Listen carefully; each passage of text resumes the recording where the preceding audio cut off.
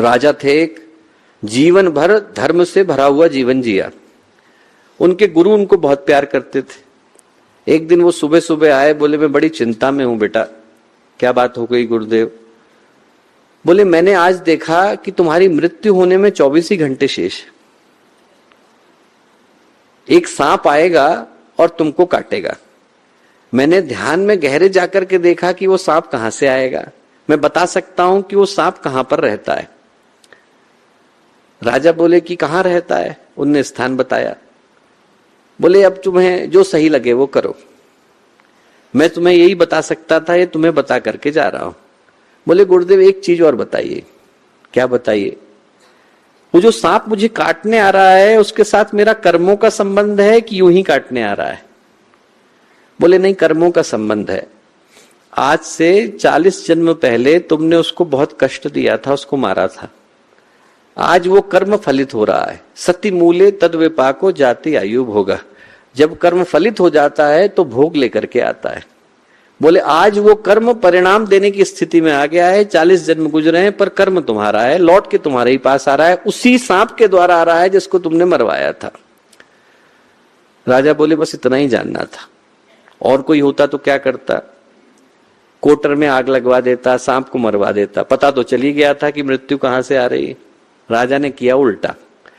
राजा ने किया कि कर्म हमारा है, इसको सौभाग्य की तरह से वर्ण करेंगे, चेहरे पर मुस्कुराहट के साथ वर्ण करेंगे। जो सांप का बिल था, उसकी कोटर थी, वहां से लेकर अपने राजमहल तक, शयन कक्ष तक लाल कालीन बिछवा दी। हर जगह पर दूध रखवा दिए। जो जो सांप को पसंद है वो सारा सामान रखवा दिया। सांप अपने बिल से बाहर निकला, देखा दूध रखा है, दूध पिया, फिर दूध रखा है, दूध पिया। जो जो चाहता था वो सब मिला। राजा के शयन कक्ष में संस्कारों के वशीभूत होकर खिंचा चला गया। कर्म वहीं ले जाते हैं जहां जाना होता है। पहुंच गया। वहां जैसे ही पहुंचा, राजा ध्यान में बैठे थे। उनने कहा कि मैं तुम्हारी ही प्रतीक्षा कर रहा था। मेरे जीवन का अंतिम क्षण आ गया। तुम्हारे द्वारा मेरी मृत्यु होनी निर्धारित है। तुम्हारे प्रति मेरे मन में कोई वैर नहीं। मुझे काटो और अपने कर्तव्य का निर्वहन करो। वो सांप बोला, उनकी गोद में सिर रखा, मुस्कुराया और वापस लौटा। लौटते लौटते राजा से बोला, राजन तुम मेरे दोषी नहीं हो। जो मेरा दोषी था वो 40 जन्मों पहले मर चुका है।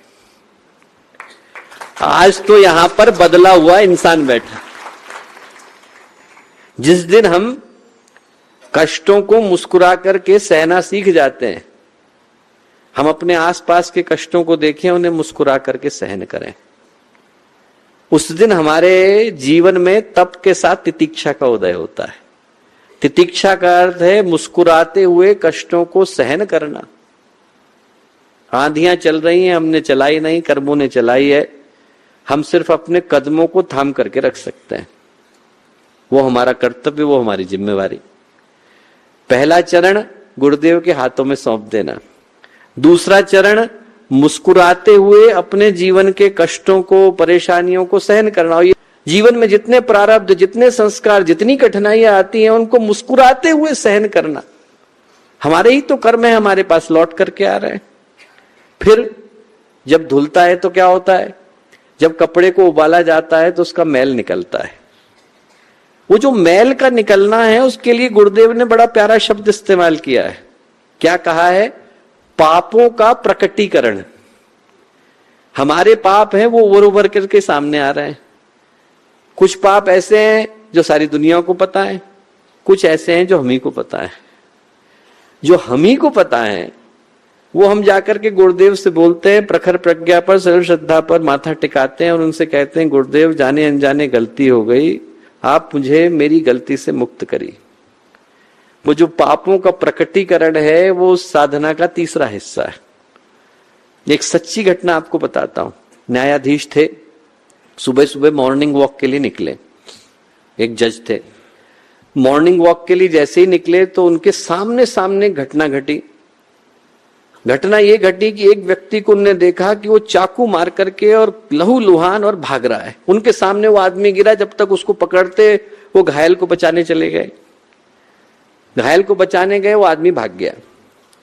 संयोग ऐसा हुआ कि अपराधी पकड़ा गया और वो मुकदमा उन्हीं की अदालत में आया। जब अदालत में आया तो उन्होंने देखा कि ये तो वो व्यक्ति ही नहीं, अपराधी को तो मैंने अपनी आंखों से देखा है, ये तो कोई और है, ये कौन आ गया? पर जो साक्ष्य थे, सबूत थे, गवाह थे, सबके सब उसी के अगेंस्ट में बोल रहे थे। जो पुलिस रिपोर्ट बना करके लाई उसी के उसमें, पुलिस वाले से उन्होंने अकेले में बात करी, पुलिस बोला साहब क्या करें, सारे के सारे लोग इसी का नाम ले रहे हैं, जितने गवाह थे सब उसी का नाम ले रहे हैं। और उनमें से कोई उनको बुरा आदमी भी नहीं लगा, ऐसा भी नहीं लगा कि कोई जानबूझ करके इसको फंसाने की कोशिश कर रहा है। पर उनके मन में शंका थी, उनको लगा कि इन प्रमाणों के आधार पर मैं सजा सुना दूंगा तो बेगुनाह को सुना दूंगा। उनने उसको अकेले में बुलाया, बोले इसको हमारे चैम्बर में भेज दो। भेज दिया गया। उनने उससे कहा कि एक बात बता, तू अपराधी नहीं है, ये सिर्फ तू नहीं जानता, मैं भी जानता हूं, मेरे सामने की घटना है। बोले पर सारे साक्ष्य और सबूत तेरे ही विरोध में जा रहे हैं, एक बात बता, तेरे से जाने अनजाने कोई पाप तो नहीं घटा? बोला मैंने अपनी चाची को मारा था, उस घटना को कोई जानता नहीं है। न्यायाधीश बोले तब सही है, तेरा कर्म तेरे पास लौट करके आ रहा है। मुझे लगा कि मैं कहीं बेगुनाह को सजा न दे बैठूं, पर भगवान देने को तैयार है। हमारे पाप प्रकटीकरण का कोई न कोई मार्ग ढूंढ लेते हैं, एक जगह से व्यक्ति रोके तो दूसरी जगह से आ जाते हैं। गुरुदेव कहते हैं जिनको हम जानते हैं, जिनको नहीं जानते, सिर्फ 100 मीटर की यात्रा करनी है सजल श्रद्धा पर, प्रखर प्रज्ञा पर। इधर चले गए तो अखंड दीपक पर, ऊपर चले गए तो गुरुदेव के कक्ष में, और ज्यादा दूर न जाना हो तो अपने अंतर मन में गुरुदेव के सामने बैठकर निष्पक्षता के साथ, ईमानदारी के साथ अपने सारे बुरे कर्मों को उनके सामने खोल करके रख दें। जो परिशोधन की प्रक्रिया है वो कहती है पहले चरण में अपने आप को सौंप दें। सौंप दिया, उबलने के लिए तैयार हो जाएं, मुस्कुराते हुए सहन करें। हमारे जो पाप हैं वो उभर करके आएंगे, उन्हें गुरुदेव के सामने रख दें। और जो अंतिम प्रक्रिया है वो क्या? कपड़ा नया हो गया, धुल करके साफ हो गया, मैल चला गया। अब जब मैल चला गया, कपड़ा नया हो गया, साफ सुथरे कुर्ते को, धोती को पहन करके हम जा रहे हैं, तो आदमी नाली में थोड़ी कूदता है। हम भगवान से कहते हैं कि अब नए हो गए हैं, अब दोबारा हमारे जीवन में गंदगी नहीं लगाएंगे। जो चौथा चरण है वो ईश्वर से ये प्रार्थना करने का है, गुरु से ये प्रार्थना करने का है कि दोबारा हमसे वो गलती ना हो जाए जो एक बार कर बैठे। जो असली परिशोधन की प्रक्रिया है वो ये चलती है, और सिर्फ एक कर्म के चक्र से नहीं, अनेकों चक्रों से व्यक्ति को मुक्त करती है। जिसके जीवन में अहर्निश चल रही है उसके जीवन में परिशोधन अहर्निश हो रहा है। और जितनी गुरुदेव ने वैज्ञानिक तरीके से परिशोधन की प्रक्रिया बताई है उतनी दुनिया में किसी ने बताई ही नहीं। सिर्फ प्रायश्चित की कहानी नहीं है, सिर्फ कन्फेशन तक वो सीमित नहीं है, बल्कि ये प्रार्थना भी उसके साथ जुड़ी है कि जिन कारणों से मेरे कर्म आए उनको धोने का प्रयास भी मैं स्वयं ही कर रहा हूं, दोबारा गंदा नहीं होगा इसका प्रयास भी स्वयं कर रहा हूं। गुरुदेव कहा करते थे लोगों ने अध्यात्म का अर्थ गलत निकाल लिया। अध्यात्म का अर्थ क्या बना लिया? बाजीगरी। गुरुदेव बोलते थे कि क्या होता है इसमें लोग देवताओं को कबूतर और देवियों को मछली समझ के बैठ गए। कबूतर को कैसे पकड़ता है बहेलिया? चावल फेंका, अब देखो कबूतर पकड़ में आएगा, एक नहीं पकड़ में आएगा तो दूसरा आएगा। गुरुदेव बोलते थे लोग ऐसे ही करते हैं, चावल लेकर के गए और भगवान के आगे डाल दिया, हनुमान जी पकड़ में आएंगे, नहीं पकड़ में आएंगे तो गणेश जी आ जाएंगे। भगवान कोई कबूतर थोड़े हैं, भगवान कोई मछली थोड़े ही है कि आटे को पकड़ने के लिए आ जाएंगे। भगवान सद्गुणों के समुच्चय का नाम है। हमारी जो साधना की प्रक्रिया है वो चमत्कार की नहीं, परिष्कार की प्रक्रिया है। गुरुदेव ने जो अध्यात्म बताया है, इस अध्यात्म में चमत्कार की कोई गुंजाइश ही नहीं, इसमें सिर्फ परिष्कार की गुंजाइश। ऐसा नहीं है कि पर्ची लिखी चमत्कार हो जाएगा ना, यहां पर व्यक्ति को अपने कंधे, व्यक्ति को अपना पैर इतना मजबूत करना पड़ेगा कि आप उसके ऊपर अपने व्यक्तित्व को अच्छे से टिका सके। जिसका टिक गया उसके जीवन में अध्यात्म आ जाता है। जिसके अंदर वो साहस आ गया, संग्राम आ गया, उसके जीवन में चमत्कार हो जाता है।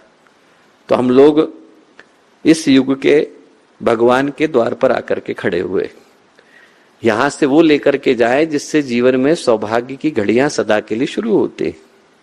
कहानी हमको गुरुदेव सुनाते थे कि एक राजा थे, जंगल में गए शिकार करने के लिए, करते करते भटक गए, अंदर जंगल में गहरे चले गए, भूखे प्यासे भटकते रहे 3 दिन तक। 3 दिन के बाद क्या हुआ कि एक उनको किसान दिखाई पड़ा। किसान उनको अपनी झोपड़ी में ले गया, खाना खिलाया, पानी पिलाया, शुश्रूषा करी, उनकी सेवा करी। जब वो ठीक हो गए तो वो किसान उनको सही मार्ग पर छोड़ने के लिए आया। अब आप यहां से अपने राज्य को जा सकते हैं, सही रोड है, आप इसको पकड़ेंगे सीधे चले जाएंगे। राजा के मन में क्या हुआ, कृतज्ञता आई। राजा को लगा कि इस व्यक्ति ने मेरे जीवन को बचाया, इसका मैं ऋणी हूं। तो राजा ने उस किसान से कहा कि देख, मैं हमेशा के लिए तेरा ऋणी रहने वाला हूं, तू एक काम कर, आराम से सोच, आज मत मांग, जब तेरा मन करे तब मांगना। जब भी तुझे लगे कि ये वो चीज है जो मैं मांगना चाहता हूं, मांगना, और यदि वो चीज मेरे पास होगी तो मैं तुझे दूंगा। ठीक। 3 साल गुजर गए। 3 साल के बाद क्या हुआ कि एक दिन उसकी समझ में आया कि मुझे मांगना क्या है। गया वो राजा के पास जाकर के जैसे ही खड़ा हुआ तो राजा भरे दरबार में पहचान गए कि ये वो किसान है जिसने मेरी रक्षा करी थी। उनने किसान से कहा, क्यों भाई पहचान गए आप लोग, आपके समझ में आ गया कि क्या चाहिए था? बोले हाँ समझ में आ गया। क्या चाहिए? राजा ने पूछा। किसान बोला कि साहब इस बार हमारे यहाँ कद्दू की फसल नहीं हुई है, एक कद्दू दे दीजिए। राजा बोले कद्दू तो मैं कभी भी दे देता, तू चाहता तो राजपाट मांग सकता था। गुरुदेव बोले राजा के पास गए और मांगा क्या? कद्दू। हम लोग गुरुदेव के पास आकर के खड़े हुए। नौकरी मनोकामनाएं तो कोई पूरी कर देता है, हम लोग इस युग के विश्वामित्र के पास खड़े हैं, उनसे जीवन की मुक्ति का कारण तो मांगे।